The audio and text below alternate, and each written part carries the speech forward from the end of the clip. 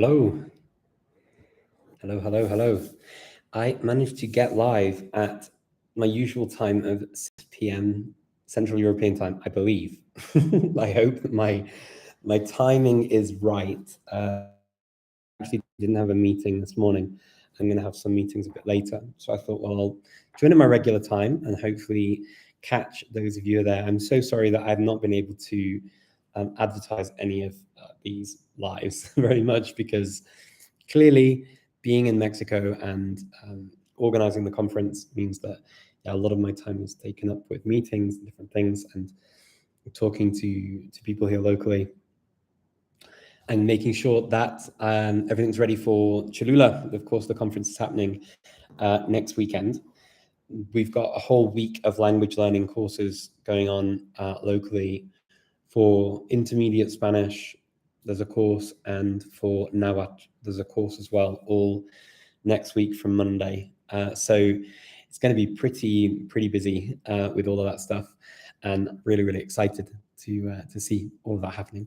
So yes, got a fair bit of work still to do, but it's all a lot of fun. And I've got to say, being in Mexico, people here are just so nice, and it's a real pleasure to talk to them. They're so much fun. I mean, Mexicans have got a great sense of humor. Whenever I go anywhere, they're so cool. Like the interactions I have are just super positive, and I can't speak more highly of the country and my experiences. Pretty much everywhere I go, people are super nice and kind, and very welcoming, and really good. So nice to see you all. Hello. Hi, I see Torok and Piotr and Ebru on. I will try and keep up. Hello to everyone joining on Instagram and on YouTube. Really good to see you. I'm glad I could be back this week and come for this live. Next week, of course, it will be the conference, and so I won't be live next week. 100% won't be live next week because there's no way I'll be able to join, unfortunately. Thank you. I've got a little bit of a sore throat. I think it's because I've been talking a lot over the last week because of the conference and organizing things. But otherwise, I'm doing well. I'm very happy to be in Mexico, of course, and I really enjoy this country. I think it's a beautiful place, amazing food, really lovely people, and I enjoy the differences between the Spanish that I learned and the Spanish here, because they are quite different in a number of ways. I find it very difficult to not say vosotros, because that's kind of very common in Spain. Here, ustedes is the more common way to sort of talk to lots of people. The time I find it really weird is when I speak to children, because like if you speak to a group of younger people, like kids, for example, to say ustedes feels very weird for me, because in Spain that would be super formal, and I don't think I've ever used ustedes in Spain, like ever. So using it here is a bit weird, and then having the tú, because they use tú very quickly here as well. It's more like in Spain in that way. Usted, I don't think I really use in Spain very often, only if I meet somebody in very particular circumstances, or who's way older, for example. I would use usted. But in Mexico, they also use tú quite a lot, which is normal for me. But the ustedes as instead of vosotros is it's a bit weird for me. But it's really cool. See you next week in Cholula. I'm looking forward to it. Thank you. Когда ты начал изучать русский язык, какая была твоя главная мотивация? Потому что я там был в Кишиневе, я там работал в посольстве, и надо говорить по-русски в Молдавии. И поэтому это была моя мотивация изучать русского. Но, конечно, потому что я очень люблю изучать языки, и поэтому тоже. Я еще говорил хорошо по-македонски, и это было чуть-чуть лучше для меня изучать и русский тоже. Okay, let me see. Bonjour, Richard. Hello, Tiffany. So today I wanted to talk a little bit about, I had an idea in my head about sort of false advice for language learning. It's a bit of a weird topic, I know, but I was thinking about things that people talk to me or ask me about language learning quite regularly. And often it's to do with, well, if I do one thing or the other thing, then I'll learn the language. And potentially, yes. The thing that I've noticed very often is we need to find our own motivations and our own rhythms and our own way of learning. Sometimes it's hard to imagine how one thing would work for one person, or how one person can do something in any field, really, because the way we do it may be completely different. There is an expression in English which is quite an unsavory expression, if I'm honest, and there's more than one way to skin a cat. And that basically means that you can do it in many different ways. Not that we want any cats to be skinned. I love cats. I've got 2 babies at home, and so I definitely don't like that expression for that reason. But in terms of what it means is the important thing. There's more than one way to do things, right? It's not just one method that works. And I think sometimes what I find is we get trapped in one way of thinking that it will work, and we don't explore other options. And so when that way doesn't work, we don't necessarily know how to adapt it. And that's the key to language learning. So all of these books and courses and everything that's out there, they're all great in their own unique ways. The thing is do you know how to adapt it to your unique circumstances? Because you are an individual. You are not the same as most other people. I mean, we're all individuals in that way. And those of you who have heard me speak many times will know that I'm a great believer in, as humans, we need to get to a point where we recognize that we're individuals. And group identities, while can be useful on that journey to true individuality and true diversity, they can be useful and can be necessary as stepping stones. I think that as a species, we need to get to a point where we recognize that we're individuals, and that the labels that we sometimes attribute to ourselves because of one facet of our lives or another, whilst it can be useful in that progression to individuality and to recognizing how we're different to each other, and that's fine, those labels can actually be quite constricting, because whether there are any types of labels that we put on ourselves, and whilst they can be good, they can also, with there's a yin, there's a yang, right? I guess with yin and yang always go together. But this is what I find with learning generally, is that we tend to box ourselves into labels that we've attributed. And these labels that we attach to ourselves sometimes stop us from exploring things or from listening to things that are outside of that label. And so we think that it's not going to work. We label ourselves as auditory learners, or we label ourselves as, I need to have structure and grammar and all that kind of stuff.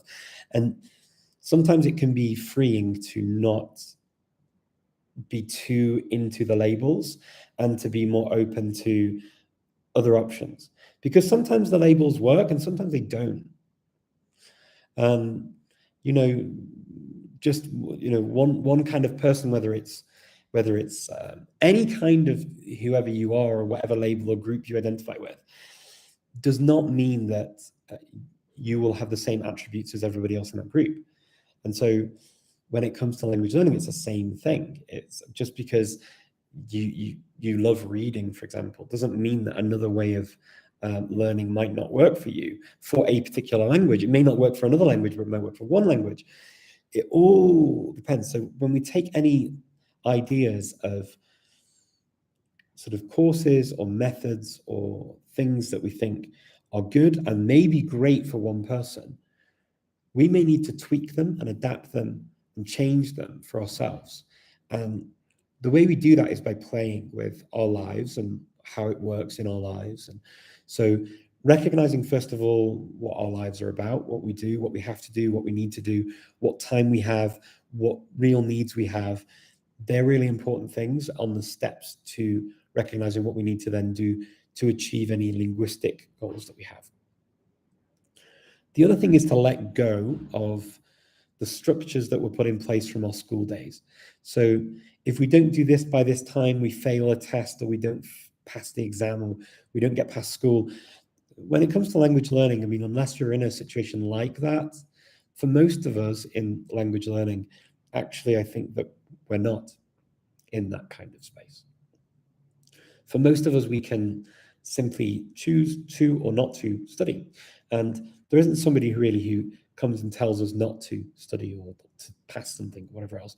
So we need to kind of let go of that a little bit, because if we don't, and we stick to that, and we put pressure on ourselves, and we make ourselves think that if we don't do it, we fail, actually that can have the opposite effect of learning. That can actually demotivate us and make us feel bad. And that's the negative stuff that I think, generally speaking, for many of us will actually be the killer of our language learning efforts. It's not feeling that we're achieving, not feeling that we're motivated, and then therefore not doing anything, because it's just becomes a stress and a frustration. And that's exactly what we don't want language learning to be. Language learning is something fun, something we need to recognize the joy that we have, what it brings to us, how it makes us feel, how it makes us think differently, how it makes us grow, whether that's 10 words a week or 10 words a day. Well, it doesn't matter. The point is that we feel that we're on a journey and that we enjoy that journey. And the only way that language learning really happens quickly is when we enjoy all of that stuff and that journey. Otherwise, it's work. And language learning shouldn't necessarily be the same as like a job that you're paid to do, like work. It's something that there should be an element of joy and motivation for you to keep going back to it. So we have to reconnect with that quite often. I was having a conversation with somebody about that the other day, and it's really true. If you're not enjoying something, you're not likely to go back to it, right? So and the ways we don't enjoy things are because we don't know how to engage with content, or we don't have content that we enjoy, we don't have content that we feel we gel with. And so we have to find all of that first. And so, yeah, the idea of good advice and bad advice is, to my mind, there is one thing that I think is fairly bad advice in language learning, and that is pretending that you're a child and that you have to start from zero. That's nonsense. That's the only theory that I've heard of that's sold in language learning that I find is utter nonsense. So pretending you're a child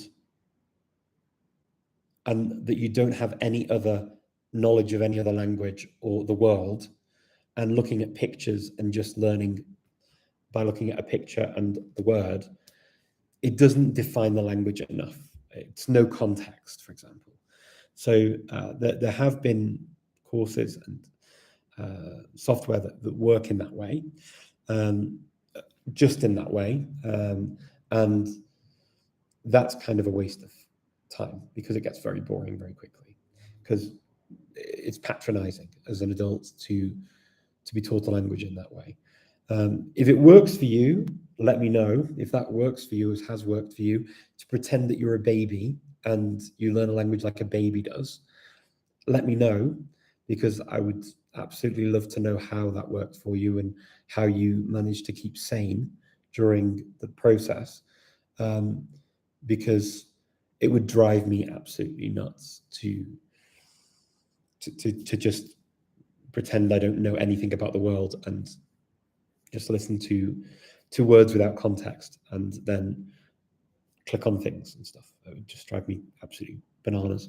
So yeah, that's the only one that I've found that I don't agree with at all. Otherwise, everything else has an element of truth in it, an element of something that can work. And so things like, for example, obviously, Stephen Krashen's ideas, methodologies that definitely dovetail with what Steve Kaufman does, things with translation and using that, like Luca Imperiello, can work.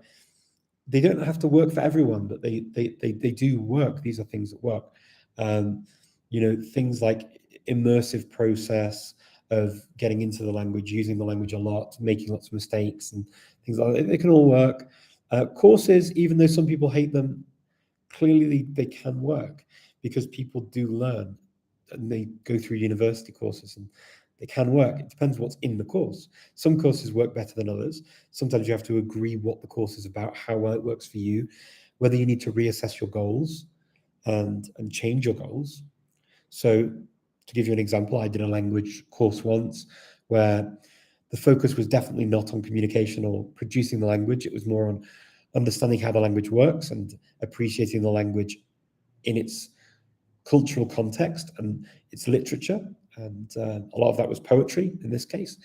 And I had to readjust my goals for that course so that I wasn't disappointed and didn't feel demotivated. So I had to decide consciously, this course isn't going to bring what I thought it would bring in the beginning, but I can enjoy it for what it is, and I can enjoy the teacher for who the teacher is and enjoy what they bring as an individual. And then now I've signed up for a course actually that's more communicative and will help me to actually speak. And I found that the course that I did initially, even though it didn't bring my original goals to me, what it did do is it gave me a background and a grounding that now served me well for the communicative course. There we go. The communicative. Oh, I can't even say the word. Communicative course. And so yeah, it's been quite a journey. But this is why I recognize these things need to really you need to really internalize and get them. And yeah, there's a nice expression in English: horses for courses, instead of no cats for hogs in this suggestion. Yeah, horses for courses is another nice English expression for this. Horses for courses, everybody's got their own paths that they need to take, right? That's a nice way of doing it. And sometimes your course, if you're a horse and you like one course, sometimes you like a different course for another type of experience or language learning journey. So this is the thing, is that you don't need to prescribe or subscribe one course only, like one course of action. Sometimes it changes from language to language, from period in our life to period in our life. And what we can do, and this is where I think labels can be dangerous for us, they can be good and they can be dangerous. And this is where I think that they are dangerous, is when we hold too fast to a label, any label, it doesn't allow us to grow as individuals. And individuality is the key, because as an individual, you grow, you change, you adapt, and you develop throughout the course of your life. You are not born one individual and that's who you are. And nothing about your individuality necessarily will completely define you as an individual. So whatever that part of your life is, it's a part of your life. And you are a complex being with many facets, all of you. And some parts of your identity may feel stronger connection to than others, and that's also fine. The danger is when we stick to a label, I'm this kind of learner, I'm this kind of person, I do this, and this is what works for me. As soon as we stick to the label and we hold to it too tightly, we don't allow for that progression of our individual identity. And that in itself can lead to our own frustrations in life in general, not just in language learning, but in life. I mean, as soon as we let go of the options and possibilities, it's amazing if we're able to stay open to those things of, wow, I never thought that I would identify or like that thing or do that thing, or that would work for me. It's amazing how that discovery is really quite powerful in a life journey, but also a linguistic language journey. So yeah. Okay, I'm seeing some questions in. Let me see. I know I talk a lot. I'm sorry. Okay.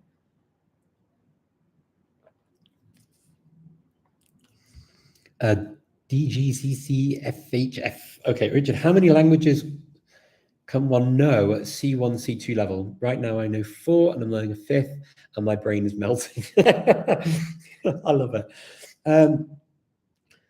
So these levels, these A1 to C2 levels, right? We do fixate on them quite a lot.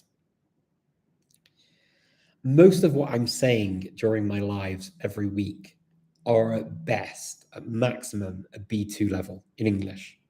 Not much more than that. There may be elements of a C1 level. I don't know, but it's roughly that. It's really not much more than a B2 level that we need for communication, for most communication. So C1 and C2 level, I would have to throw the question back at you. Why do you need C1 and C2 level in all of the languages that you learn? I definitely don't. And even for work, I don't. I have used languages that are more like a B2 level, probably because those levels didn't exist when I studied languages at university, and most of my my life learning languages, these didn't exist. I only really came across courses that were aimed at these levels when I started learning Turkish, and that was it. And I did the B1 level course in Turkish, right? So I did A1, A2, and B1, and I passed the exams for the 3 levels. And then now I just use Turkish. I mean, I'm not perfect, but I can answer questions. I can get around quite happily in Turkey, most situations. I can watch Star Trek in Turkish and enjoy it. I won't get every single word, but do I need to? And I still enjoy it. So even B1 is a point where you can communicate and talk. So the neighbors' dogs here in Mexico are barking. So I'm sorry if you hear the noise, but the levels C1 and C2 really, unless you're going to do something very specific with those, I wouldn't necessarily hang off them so much, because basically what they do is they take you through topics of conversation that you don't always have to have. And they do that because they need to prepare you for topics of conversation at university or in work environments that cover a range of things, right? But in your normal life, are you really using them? And will you use them after you've done a C1 or C2 level? If you do, then fantastic. But if you don't, do you need to use the brain space for that? Because it will disappear if you're not using it anyway. Or at least it will get rusty. Your understanding might stay there, but you'll get rusty. It's normal. How many can you have at a C1 or C2 level? To get back to your question, I don't know is the answer. And I think it would be an individual answer to every individual's question. If you feel your brain is melting doing a 5th and taking it to a level like that, then maybe 5 is the answer for you. But how many people have I seen who have taken languages that level? Probably the person that I know who's taken the most of those types of exams is Emanuele Marini. And so, for example, I know that he communicates on those kinds of levels in a number of languages. So obviously he's Italian, so he's Italian, and his Serbian is absolutely excellent. But then he can communicate very effectively also in a number of other Slavic languages. He's done like the C1, C2 exam, I believe, in Russian, in Polish, in Greek, and what else? There's probably some others, but his German as well is pretty good. And a number of other languages that he speaks. I don't know if he's done exams in those, but he's done exams in he's done the C1 or C2 exam in Greek and in Russian, and he's done C2 in Polish, I think. But there are people who have done that, and he's probably got a number of languages that are at that level. I don't know how many exactly, but if I were to guess now, I would probably say 8 or 10. But that's Emanuele Marini. So, I mean, and he basically travels around and uses his languages all the time. How many each individual can do, and he uses them all the time for work, so he has a need. But even for Emanuele Marini, there are going to be stages where his languages fluctuate, right?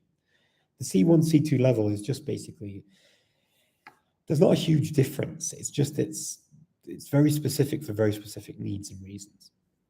But once you've done B2 in any language, you've basically covered the grammatical points of the language. And the most important vocabulary that you'll use, C1 and C2 are really very specific. Okay. Moikka, Richard. Oletko Cyrus?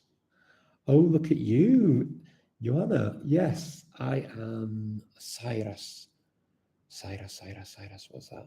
I'm trying to think what that is. I've seen that word and I can't remember what it is. Joanna, don't force a horse onto a course. I heard from a reputable source. I love that, Joanna. Nice. Sick, Cyrus. Yes, that's where I know it from. My throat is a bit sore, and I think it's because I've been having lots of meetings this week. I'm talking a lot, and I was singing to test the microphone system at the venue for the conference. Yeah, Cyrus, that's what it is. Yeah, of course, sick. I'm a bit, hello from Turkey. I'm a bit late, 20 minutes. Well, you're very welcome. You can always watch it back later if you like to. La hueca del nido. Muy bien, sí.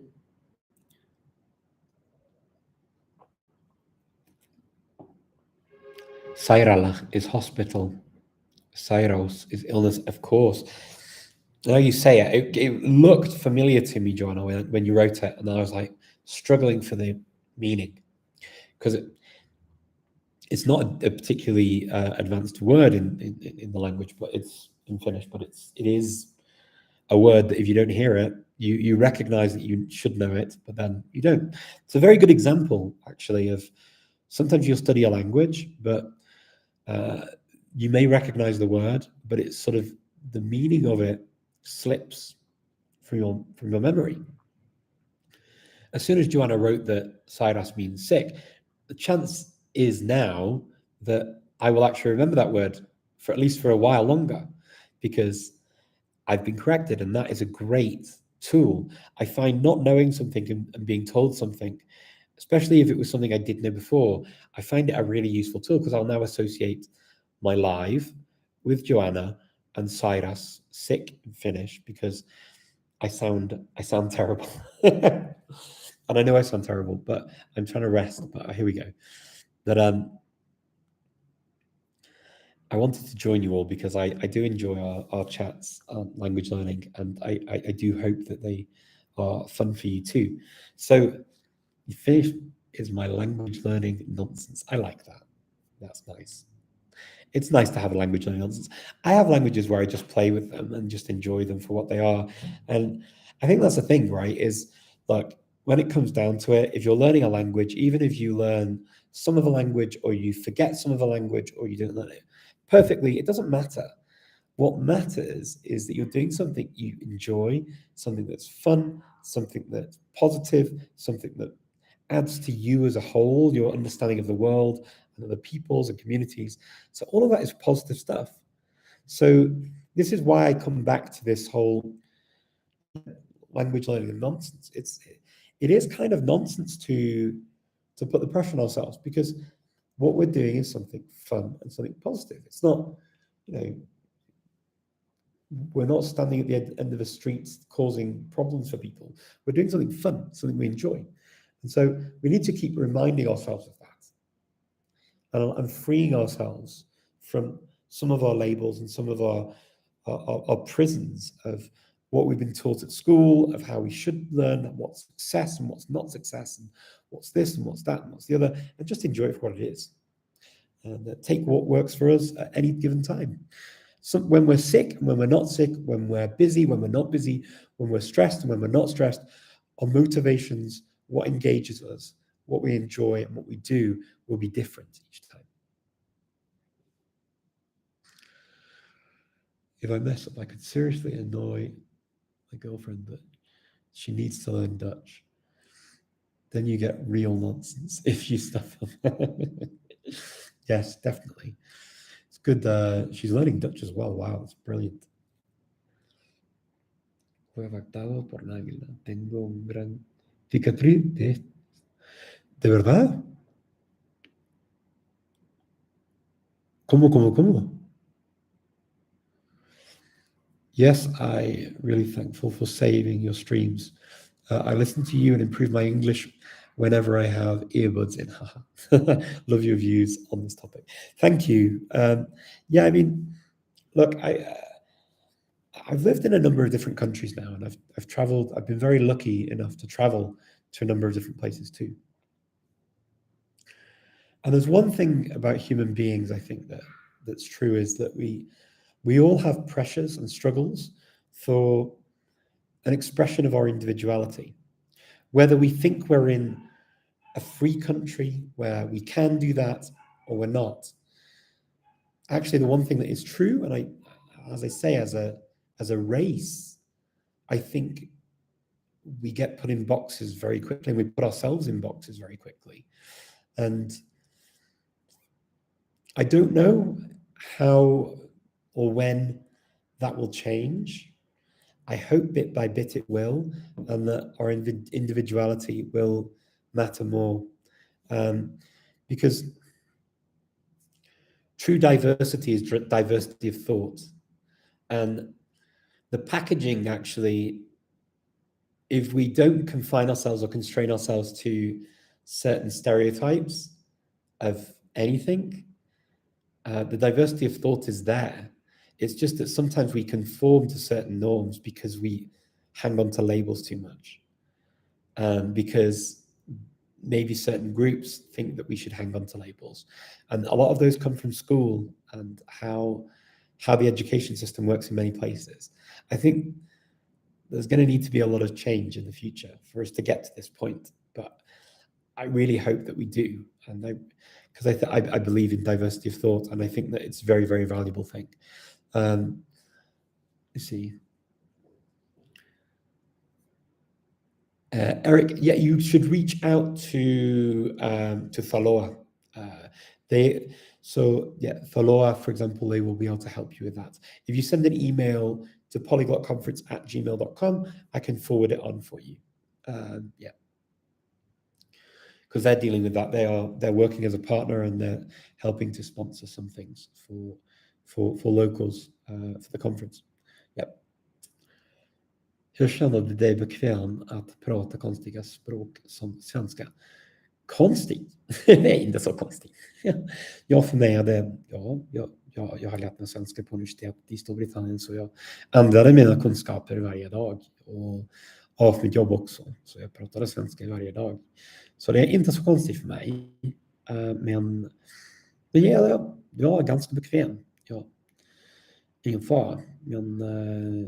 Men ja, det är inte så ett språk som jag använder varje dag i Skopje till exempel, för att det finns inte så många svenskar där.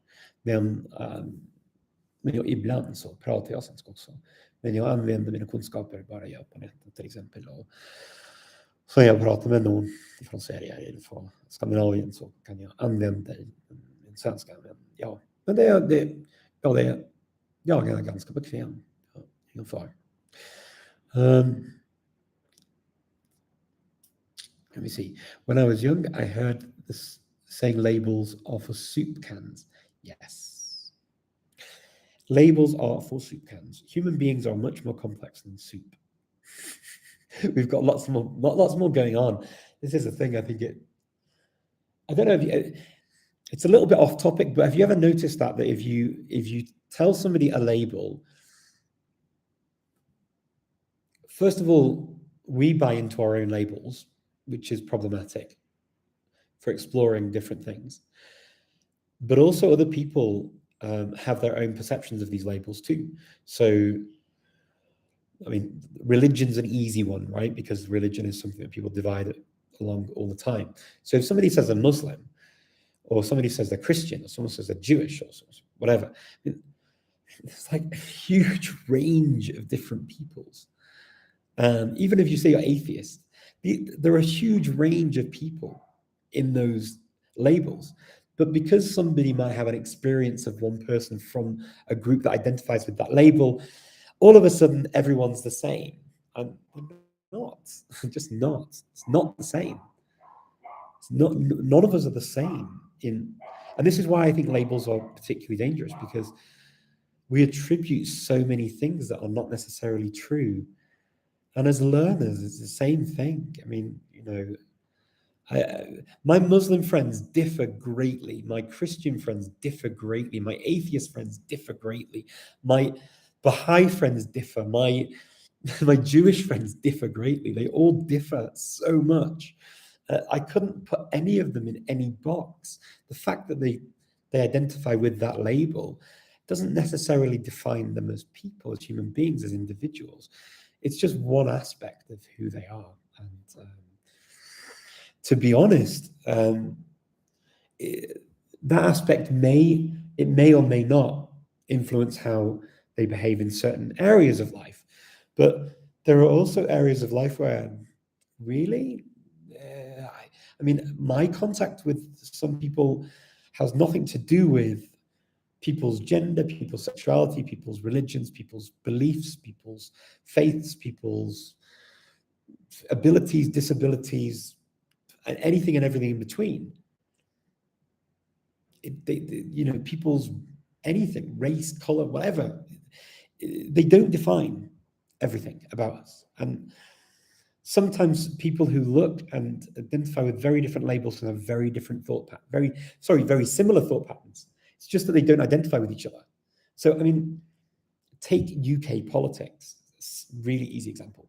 We have people in UK politics at the moment who discriminate really badly against people from outside.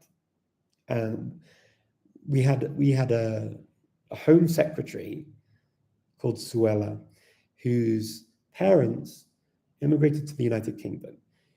And she was brought up in the system, British, but her parents were, I believe, from India originally.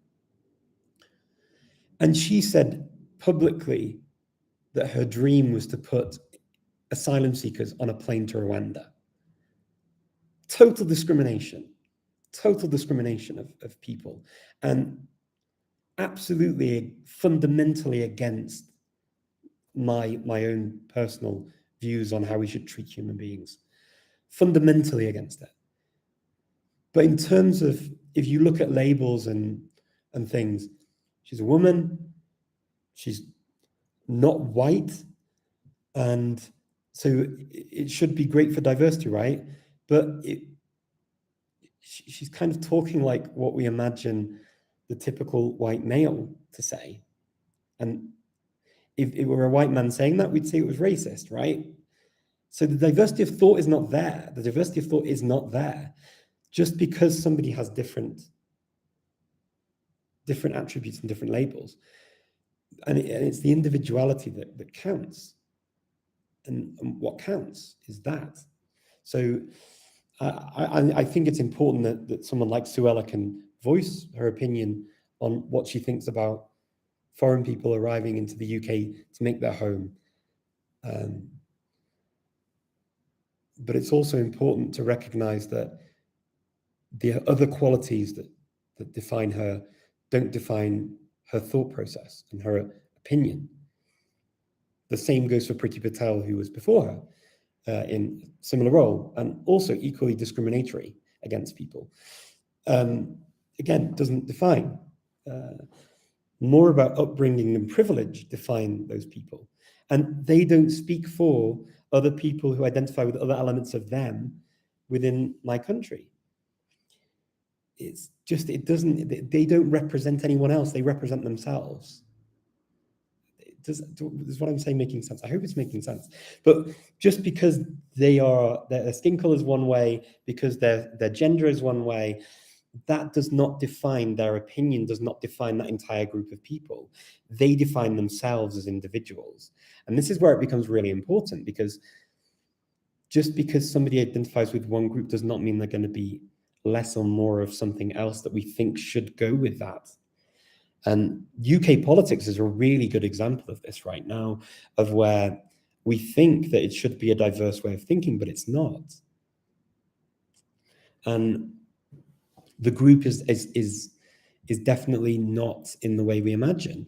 And I don't normally talk about politics, but it's a very good example to show you how just because we identify with a certain thing does not define us. Yeah. So I hope that illustration actually from politics helps you to illustrate my point about language learning as well, because I think that there are so many parallels. Like, language is something that cuts through every aspect of our lives. It really is. It's something that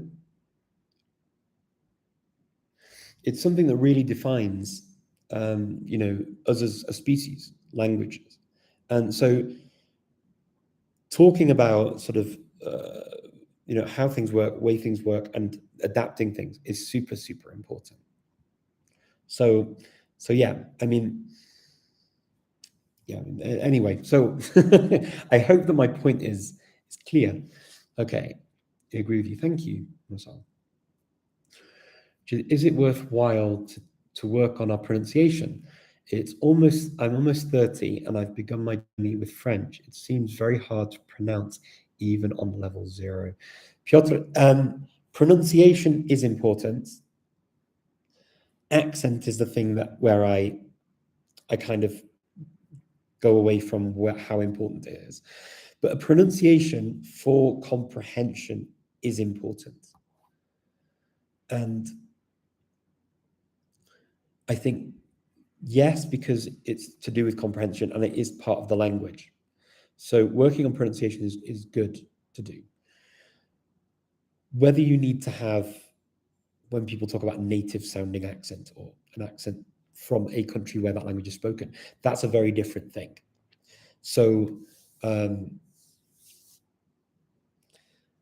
I think that yes, and sometimes some really cool ways of doing that are listening to how someone from, for example, from France speaks your language or English or another language, and you can then basically try to imitate that accent in your own language. First of all, that's one way you can do it, so that you over pronounce some of the sounds. It can help you to see which sounds are harder, which sounds they change. Another way you can do is to speak the language and try and speak it almost as a caricature in the beginning. I mean, you're not going to be doing this with people in real life. You can do this just to practice your pronunciation, to try and get it to sound as close as possible to how people say it. Another way you could do as well is to get feedback from somebody who speaks the language. So they can tell you, okay, which sounds are a bit off, which sounds are not quite clear, and you can focus just on those sounds. And then another way is recording yourself and comparing yourself to the way you sound, the way the original sounds, and seeing if you can make that distinction yourself. Because if you can't hear the difference, you've got to be able to hear the difference first as well. If you can't hear it, it's very difficult to reproduce it. And then there are tools that you can use to learn to reproduce it. So understanding where your tongue position is, where the air is coming out of your mouth, and all that kind of stuff. So absolutely, you can work on it. And 30 is not old. It really isn't. And look, there are people that learn languages way later in life than 30. You're asking the question, you're here, and you're in it, you want to learn, and I think you've got everything going for you. So I would do all of work or something. You want to sort of define things more. Okay, sorry, I'm not from the beginning, so I don't know if there was a talk about it. Richard, what do you think about refold and deep immersion learning method?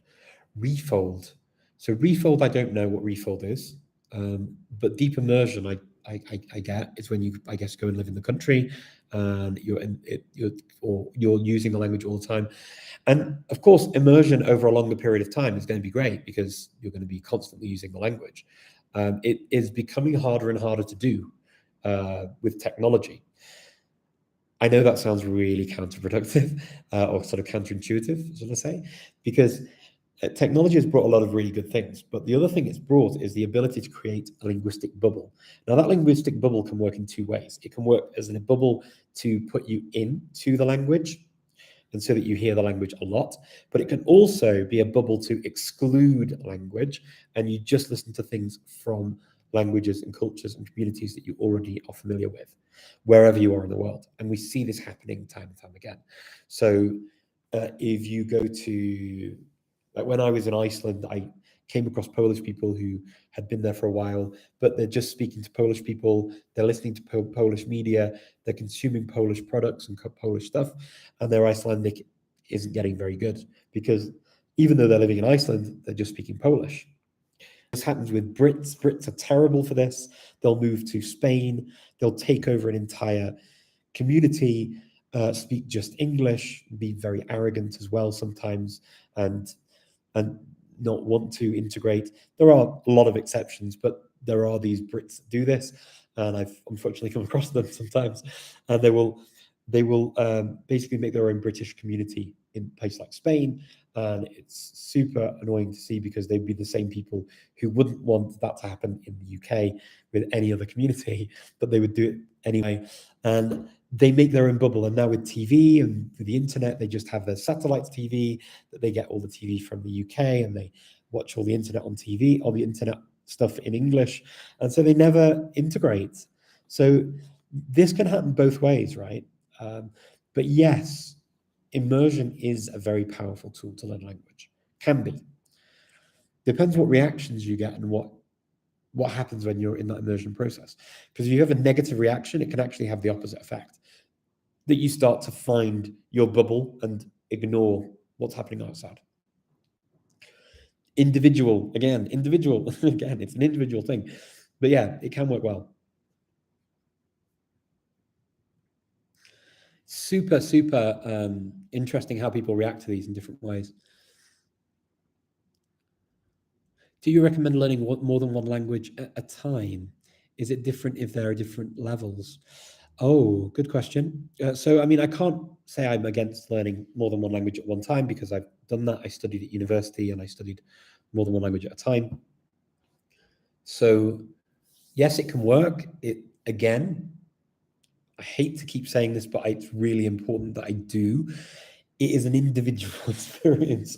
So, depending on your life, your lifestyle, what works for you, what works for your physiology, your brain, your specific way of thinking and taking things in, it can work very well or it can work really badly. So you have to try it and see. Typically, what I've found is learning one language that's similar to languages I speak and one that's very different, I find works quite well. Otherwise, taking one to a kind of a level where I feel comfortable communicating, and then adding the next one and then moving them up like this, that can work too. The other thing that can work is sometimes people will find actually learning similar languages at the same time works. So Elisa Polese, I spoke to her in the Polyglot Conference just a few weeks ago, and she works exactly on this. So it's worth checking out her channel, seeing what she says about this kind of stuff. She teaches people multiple languages at once. So yeah, I mean, she's studied languages quite seriously. She's an interpreter, translator. She's not playing around at learning languages. She does it as a business and as a job and a profession. She's a professional person. So she says she uses specific methodologies to do this, and yeah, they can work. And this is where I say individual matters, right? So I went Galician and Spanish, and at the end of 2 years, still spoke Galician and Spanish and understood Portuguese still. But yes, it can. And yes, you can learn more than one at once.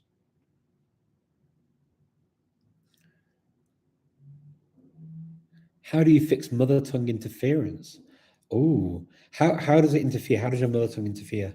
Do you mean on a grammatical, on a lexical, or on a sort of expression, or on just generally your thought process? How do you mean, first of all? Because there's quite a lot to go into there.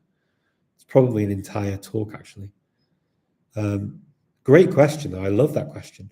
No one's actually asked that question before. I'm going to screenshot that because I like that question a lot.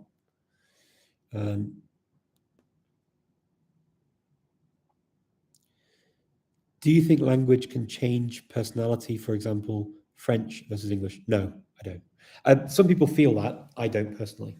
I don't. I think that it's. Oh, that's wonderful. Here we go. I'm just. Sorry, just going to report.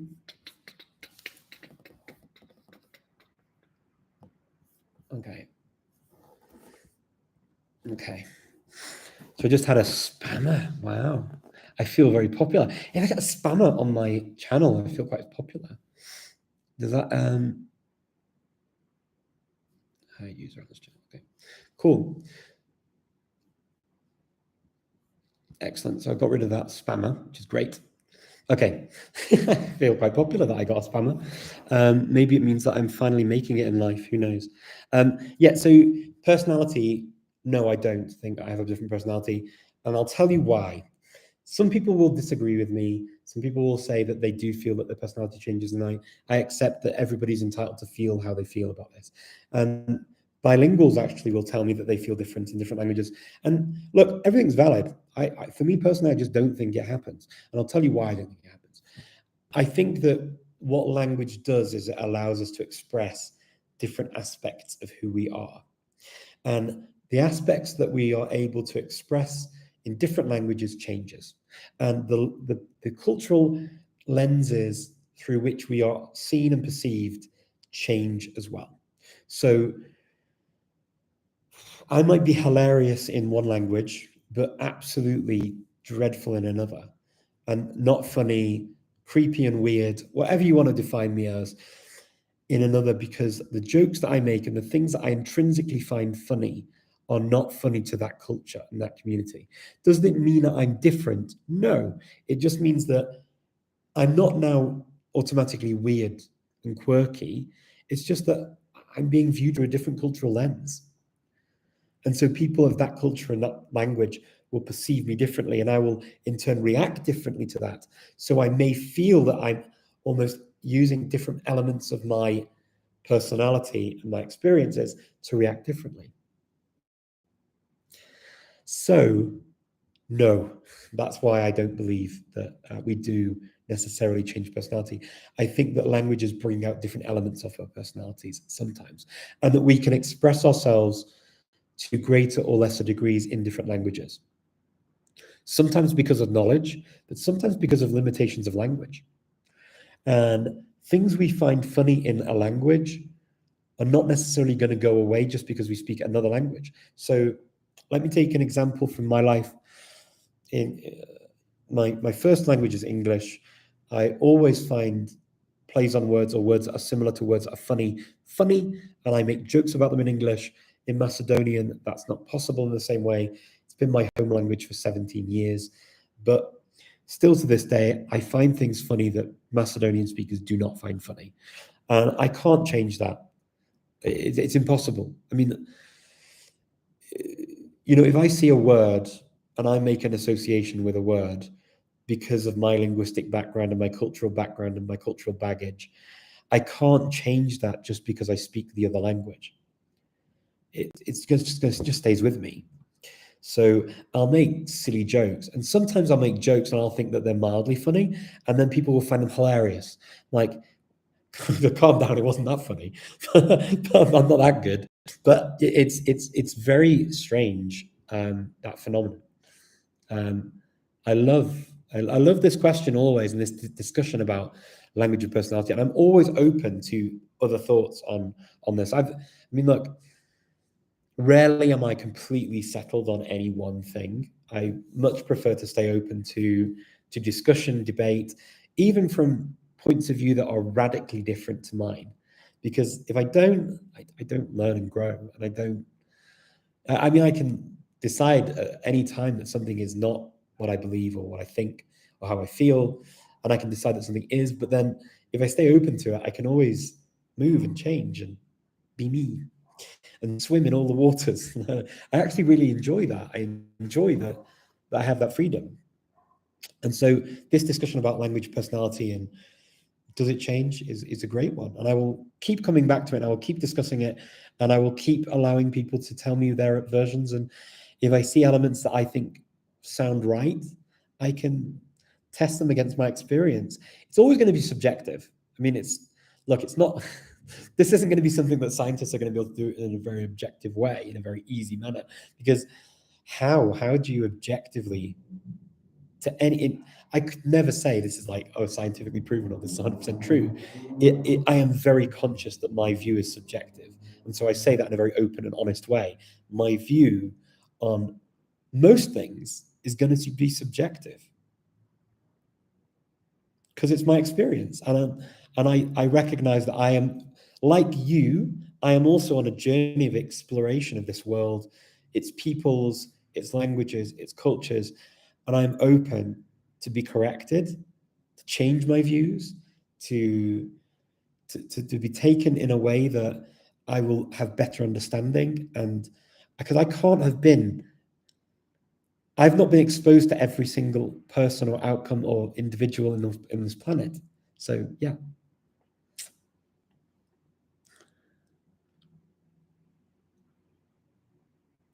Oh, thank you for your kind words. It's really, really sweet. Thank you. I really appreciate it.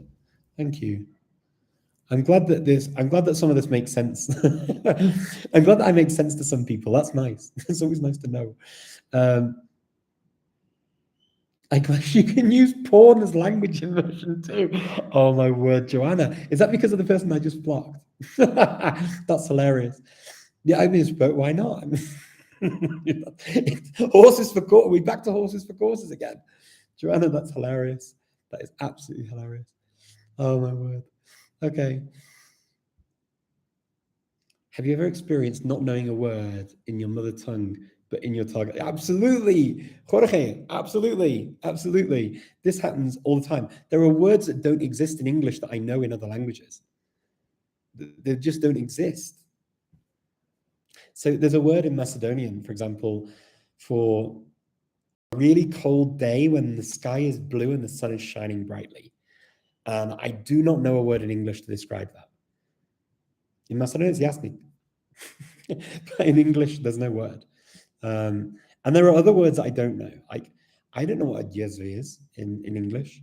I guess they just borrow the Turkish, Arabic, English, Macedonian word or whatever it is. They borrow that word, I guess. Jezve? But I don't know. I mean, I'd have to look in a dictionary to know what that is. There are certain things like that I just don't know. Yeah, it's quite funny. Do I learn new words every day? I learn new everythings every day. I'm forever learning. I'm forever learning and laughing and enjoying people around me. And I find everyone teaches me something. And I love that. That's one of the main things that drives me to learn languages as well. Because it doesn't really matter where people are from or their background or their experiences. Every individual has the ability to teach me something. And whether it's words or things about life or things about things that I thought I knew about and then learn new details, forever redefining everything. It's just a constant thing. I guess that's kind of the beauty of interacting with lots of different people. I mean, it's quite magical. I find it quite magical.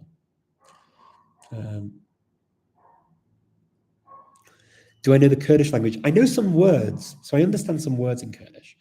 And which Kurdish are you talking about as well? I know that you'll probably say to me, there's one Kurdish language, but you've got Kurmanji, you've got Surani, you've got Zazaki, you've got probably others as well that I can't mention. But I mean, for example, if you're a Kurmanji speaker, how much Zazaki do you understand? So I'm familiar with some of these differences because I have people in my life who are learning these languages and some who speak these languages. And so I hear words from them. So I know some things about it, but I don't speak it. That's my motivation. Oh yeah, thank you. I mean, I'm super motivated to learn languages. I mean, look, this is one of the things. Somebody asked me about the Polyglot Conference and how many languages do you need to speak to join the Polyglot Conference? And someone asked me that live in Mexico City the other day, last week. And I said, quite honestly, you only need to love language because I've lost count of the amount of people who speak just the language that they were speaking when they grew up or languages they were speaking when they grew up. And they're not into languages per se like I am, but the amount of things I've learned from those people, whether it's to do with regional accents and dialects, and I can always learn from almost anyone. I mean, not almost anyone, actually, anyone. Even kids. Kids teach me things. I can learn from any age and any age and any background. There's always something that someone can teach me. Always. I don't think I've ever come across somebody who's not been able to teach me anything. I mean, if I ever thought that, I'd think I'd feel quite arrogant, and that's, yeah, I mean, no. Everybody can teach me something. Everybody. And yeah, I remain open to to that as well. And some things I learn, you know, some lessons are more difficult than others to learn, right? Let me see. Have you ever experienced that? Okay, not only work, got that one. Right now I'm learning German. I have two problems. I understand everything I read, write, and hear, but speaking the language is a real hassle. And I tend to stutter. How can I fix this problem? By speaking lots, Jorge. Unfortunately, it is normal that you have this. So you can I say speaking lots, okay, but let's break it down. What do you want to say? Have a think about some conversations you want to have. Have a think about things that you want to be able to say and express in German. Plan them out and learn them. Learn them to the point that you feel that you can almost sing them at people. And then when you get into a conversation, have play conversations, role play conversations with people, so that you learn to use these as almost like building blocks that you just add together to make a conversation. And that's the way to get past the feeling of stuttering or not being able to get past the language because of not having the experience or exposure to speaking it actively. It works really, really well. So I really recommend doing that. And then you can start learning to change things in and out of those blocks that you learn, and then adapting them to different, because that's all language really is. It's you learn certain patterns and you how the patterns change and you fit together to create new patterns and new ways of saying things. And that's why it's forever changing and always different. But the patterns, that's all it is patterns. And you have to get used to the patterns. I hope that helps, Jorge. Let me see. See you in Cholula. Yes, Johnny. See you in Cholula. Looking forward to it.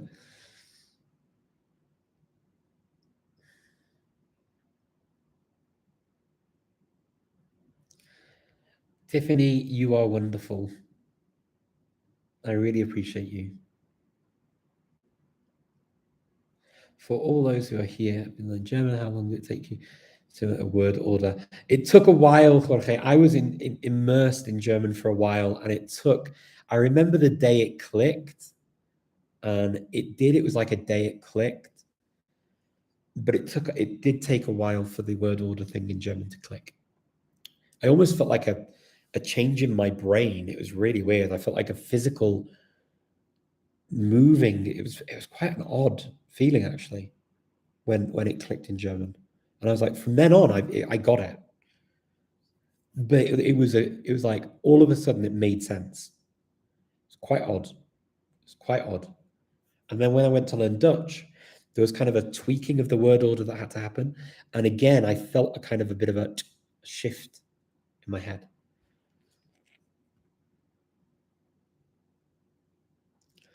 I love that you're also kind, helping each other out. I love it.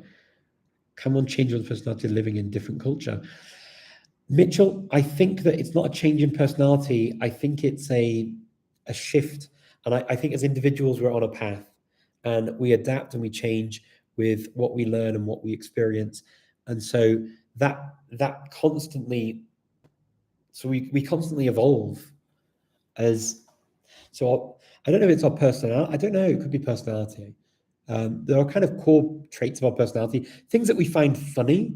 I think we're going to find funny, you know, like for example, my plays on words, we're going to find them funny most of the time. Maybe that can change too. Who knows? But I think it's a journey, Mitchell. I don't think it's a change in personality per se, but there are certain things that make sense and don't make sense anymore. So, for example, when I was in the UK, the constant queuing everywhere and the obsession with queuing and the annoyance people felt when people didn't or weren't seen to be queuing makes less sense to me now than it did before. And the reason it does, I mean, there'll be people out there who are like, what do you mean queuing is like sacred? Everyone should queue and it makes sense. And it's the most logical thing and it's common sense. Well, no, it's not. And I'll give you an example why it's not. Because the UK, many of us in the UK were so obsessed with that label of what we should do with queuing, and it's polite and it makes sense and it's logical and all that kind of stuff, right? And for many things, it does make sense. So I'm not going to go completely away from it. But sometimes British people will queue in the wrong queue for fear of going to the front just to ask if they're in the right queue. And they'll waste time. They'll waste up to half an hour or more because they don't want to be seen as jumping the queue, and they don't want the British people in the queue shouting at them. And this is where it makes zero sense to me now, like why you would not ask if you're in the right queue. And I've done that myself, and now I would never do that again. And I was in the UK, I arrived in the UK, and I wasn't sure what one of the other queues was. And I walked forward, and these British people started shouting at me because I jumped the queue. And I wasn't, I was just trying to see whether I was in the right queue or not. And living in the Balkans has made me realize that some things just don't make sense that British people do and think is a superior way of living. And I'm sorry, British people out there, but British people have a superiority complex generally, because we think that what we do makes the most sense. And that's normal and natural, but it's a kind of a superiority complex. And I recognize that I had that, and we have that as a nation to a degree, and that what we think makes sense makes sense. But now living in the Balkans, having lived in the Balkans and other countries, I recognize that actually that isn't quite the case.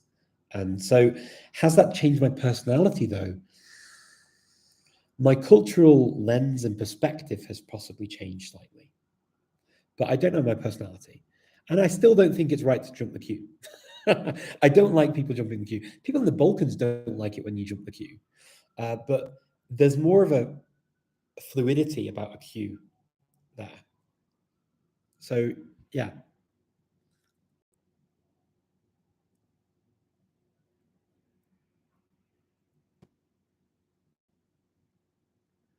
A ver, Richard, ¿sabes hablar mucho europeo, idioma, inglés, francés, español, portugués, ruso y otros? Muy interesante. Gracias.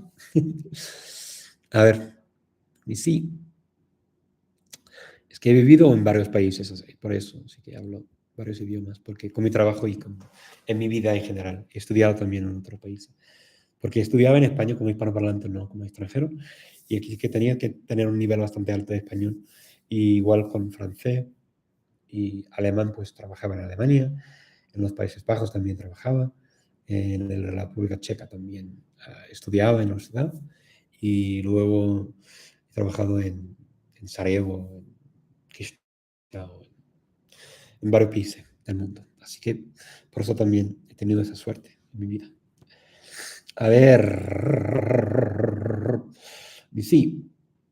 Okay, I'm going to try and get through the questions, and then I'm going to have to disappear so that I've got to go and check. I think I'm going to meet Anya a bit later today, so I've got to check that soon. Oh, thank you, Tiffany. You're just absolutely so nice. So nice.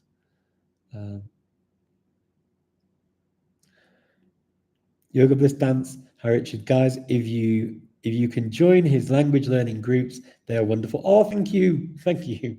Yeah, I do these language learning therapy sessions, and we talk honestly about what's going on in our lives, in our world, in our language learning journey. And yeah, if you're interested, feel free to check out my Patreon. But we try to be very honest about things. Honesty is about things is really important. Sometimes finding the honesty is actually quite hard. Do you watch animation or cartoons to improve your target language? I have done, not recently. they don't really have it for the target languages so much that I'm learning at the moment. But I have done, and I used to watch them a lot with my daughter when she was little. So we used to watch like Peppa Pig in German and stuff like that, in French and Spanish and things like that. That was quite cool. And also in Macedonian, I used to watch Fifi and the Flower Tots in Macedonian. And I learned quite a lot of things actually from that. So one of the words that I learned in Macedonian actually was from Fifi, and that was bulka, which is the word for a poppy. But the poppy, there are actually two words for poppy in Macedonian. Actually, three, if you count the casual word. But there are three words for that, poppy. We only have poppy in English. Oh, four, if you count another word. Right, anyway. If you count afion as well, you can maybe count afion, maybe. But there are four words that you can use that are linked to poppy. There's bulka, which is the most commonly understood word for poppy, and that's the name of the character in Fifi and the Flower Tots, who's called Poppy in English, and it's a poppy with lots and lots of petals. But then there's also mak, which most Macedonian speakers do not know whenever I use that word, and that's the Slavic, the general Slavic word for poppy, mak or mark or something like that. It's in almost all Slavic languages in some form. And that's a generic word for poppy. And that is the poppy that has like 4 petals, I believe. It's the one that we see Remembrance Day in the UK. That's mak. But Macedonian speakers don't tend to know that word for poppy. So whenever I use it and I make the difference between bulka and mak in Macedonian, and it's lost on most people. But then there's also the word, they also use divolale, which literally means wild tulip. And it's not a wild tulip, but they will use the word wild tulip for mak. And so that's kind of the fourth word that's not really a word, but they use it. And that's what they recognize as a poppy as well. So yeah. So yes, I do learn from these things. That's I like that you took me on that journey. Actually, that memory journey was quite nice. I enjoyed that. Thank you for the question. Yeah, I like that you said that. Thank you for that. It took me back. It took me through some nice memories as well. So I appreciate it.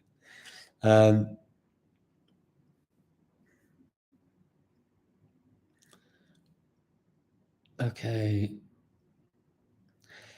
Tiffany, I like your word, color your personality with the immersion. That's a nice expression.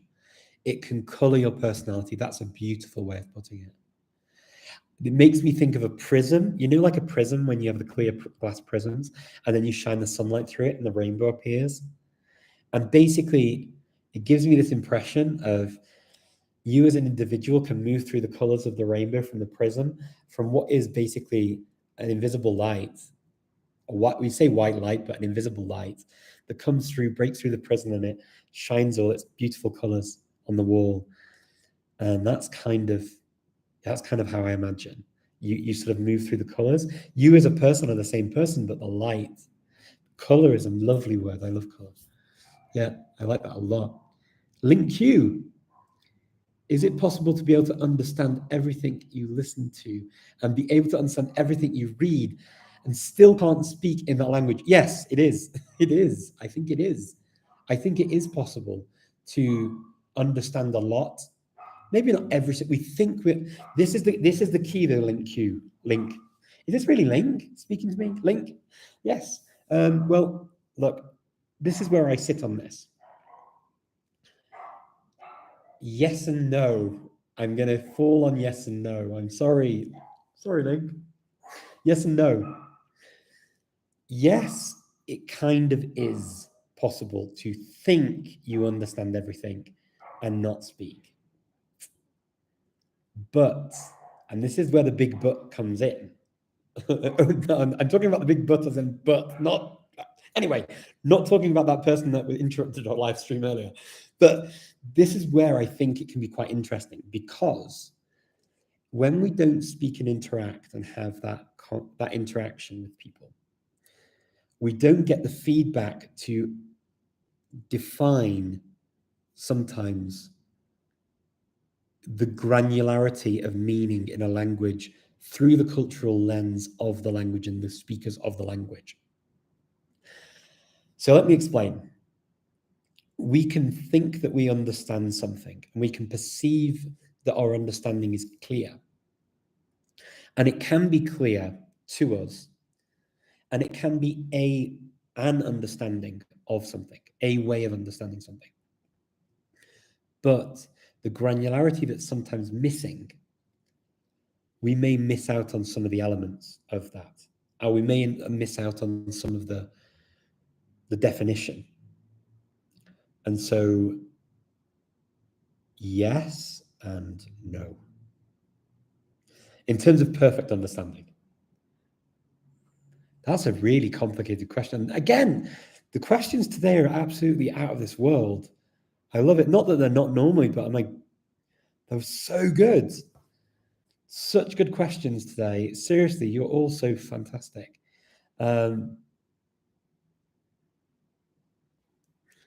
Also wenn ich einen Kommentar schreibe, habe ich mit der Satzstruktur kein Problem. Okay, aber wenn ich sprechen muss, bekomme ich den Eindruck, dass ich kein Wort heraus aus meinem Mund kommt. Ja, also das ist auch ganz normal. Also wenn man spricht zum Beispiel, ist das ganz schneller. Man kann eigentlich drüber nachdenken, was man eigentlich sagen will, wenn man was schreibt. Wenn man nicht schreiben muss und wenn man sprechen muss, dann ist das dann völlig anders. Und so ist das eigentlich sehr wichtig, dass man eigentlich die Struktur, also Stück für Stück die Sprache lernt. Und dann, wenn man die Stücke eigentlich beherrschen kann, dann kann man auch ganze Sätze und auch Gespräche bauen. Und dann kann man eigentlich ein Gespräch führen, ohne dass man eigentlich zu viel darüber nachdenkt, wie man eigentlich die Sätze baut oder sagt oder ja, wie man das aussprechen will. Es ist nicht so wichtig, ne? Man kann auch Fehler machen, aber die Struktur bleibt immer noch da. Und das ist eigentlich die Hauptsache. Und das will man eigentlich von der Sprache, wenn man die Sprache richtig lernen will.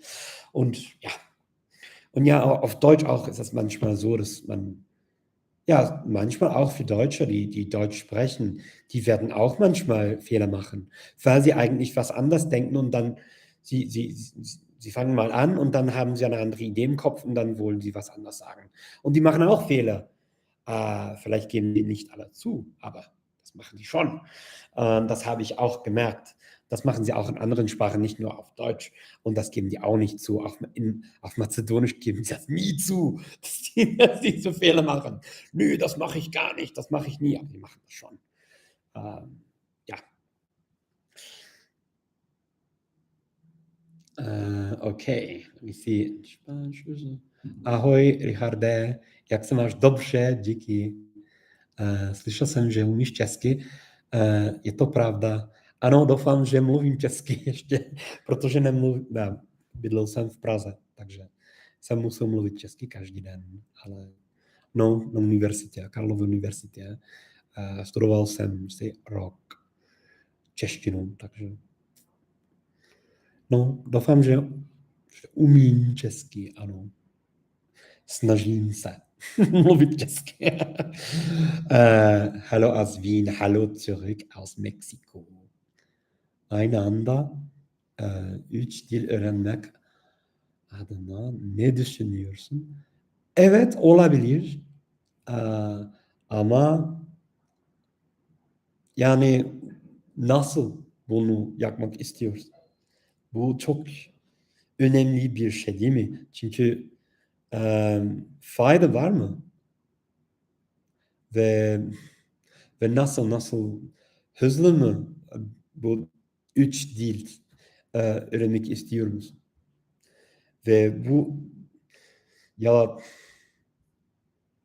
çabuk öğrenmek 3 dille daha zor. Ama olabilir. Evet. As a tutor in English, okay, well, the similar words first for the students. Thank you for that. See here, Richard. What would you do if you see people who speak one of your target languages and you want to speak with them, but you are very rusty in that language since you didn't use it that often? if they want me to speak to them, first of all, they may not want me to interfere with their conversation, but if they want me to speak to them and I speak, I'll listen and try my best. And if I make mistakes, it doesn't matter. I mean, look, it's not like the language police is going to come around the corner, arrest me, and take me to prison for making a mistake. I mean, I'm going to make mistakes. I make mistakes all the time. I forever making mistakes, and I've made peace with that. I made peace with that many, many years ago. And so, you know, there's no aha moment or I'm embarrassed. I laugh when I make mistakes. I think it's hilarious. I love my mistakes. I think they're funny. They make good stories to tell people. I mean, some things are hilarious, and it's sometimes frustrating, of course. But if you know if it's rusty, and I know I understand, but it's funny how you get back into it after a while, and it's quite cool. I make mistakes all the time. I'm completely happy to make mistakes. Without making mistakes, you don't learn. I mean, look, in life generally, we make mistakes. Whether it's the other parallels I've talked about today, I hope that Suella and Pretty one day will wake up and realize that they made horrible mistakes with things that they've said that discriminate against other human beings. I hope that they understand that one day. I really hope that. People make mistakes in politics, people make mistakes in all sorts of things. And I'm open to that people can change and adapt and grow and understand different things. And understand that they've made mistakes and that's fine. And sometimes we treat people badly and we can grow and learn from those experiences. I hope that we can do that. And I hope that situations in many other countries that people can have epiphanies and wake up and realize, you know, I've learned. I made a mistake and I learned. Whatever it is in life. Look, I mean, empathy for me is a really key thing, and I like to try and understand what other people are going through and do my best to try and empathize with other people's situations. I always have. That's always been, you know, it's always been kind of me. I was always the kid at school that would go and try and make friends with the new kid. That's just because I was interested in learning about someone new and knowing about them and finding out about them. And I was always interested in that as a kid. I've made lots of mistakes in lots of different aspects of my life, but I hopefully continue to improve and grow as a human being on this journey, right? And I don't think I'll ever reach anything near whatever perfection might be, if it even exists as a thing. But I can continue to learn and adjust and make adjustments and listen to views and points of view and take things on board and try and understand them. I'll continue to do that as long as I breathe. Anyway, I've been online for an hour and 20 minutes. Oh my word. It was so good to speak to you all. You're all so nice. Quelle est votre histoire avec la langue française? C'est une histoire assez longue, donc je vais revenir à ça l'autre jour. Mais merci pour la question. Et puis, je crois que je parlais de ça aussi sur TikTok. Je crois. Je fais un TikTok sur ce truc de français avec moi. Mais enfin, thank you all so much for joining me. It has been, as ever, an absolute pleasure and a privilege to be with you. You all asked me so many cool questions, and you helped me to question things, to explore ideas, and I love that you come. And thank you so much. Remember to give me likes and follows and whatever it is that helps. I absolutely enjoy this. And if you're in Mexico, I really look forward to seeing you in Mexico.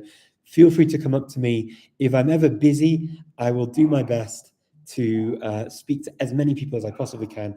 I do languages because I love the interaction with people.